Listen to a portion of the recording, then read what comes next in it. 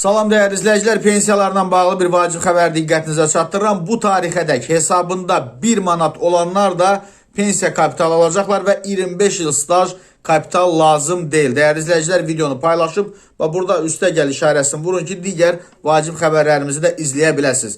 Əmək pensiyaları haqqında qanuna edilən yeni dəyişikliklərə əsasən güzəştli şərtlərlə pensiyaya çıxan bir sıra vətəndaşın, o cümlədən çoxuşaqlı anaların güzəşt müddətində pensiyaları dövlət büdcəsindən ödəniləcək.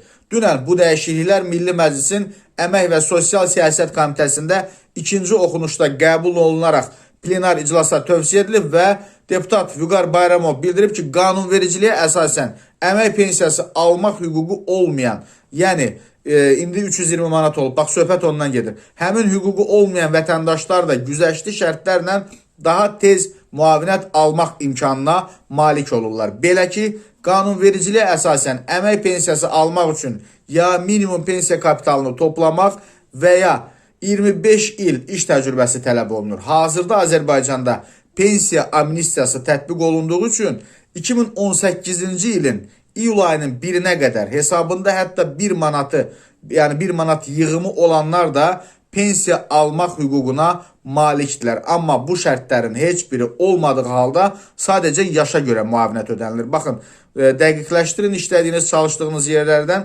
2018-ci ildən gedir söhbət. 18-ci ilin iyulun 1-nə qədər hesabınızda hətta 1 manatınız varsa, yəni minimum əmək pensiyası ala bilərsiniz, 320 manat və digər vacib məqam. Sosial müavinətlər haqqında qanuna əsasən 5 və daha çox uşağı olan qadınların, uşaqların 8 yaşına qədər sağ olması şərti ilə yaş həddi 5 il azaldılmaqla yaşa görə müavinət təyin olunur. Yəni, həmin analar 59 yaşında sözü gedən müavinəti almağa başlayırlar. Eyni zamanda əlilliyi müəyyən edilmiş uşağı olan qadınların, uşaqların 8 yaşına qədər sağ olması şərti ilə müavinət almaq deməli yaş həddi 5 il azaldılır. Göründüyü kimi əmək pensiyaları hüququ kimi güzəştli şərtlərlə yaşa görə müavinət də 5 il daha tez təyin olunur. Dəyərli izləyicilər, xüsusən bu 1 manat məsələsi ki var 2018-ci ilin iyulun 1-nə qədər. Bax, o məqamı işlədiyiniz, çalışdığınız yerləri mühasibatlıqları ilə dəqiqləşdirin.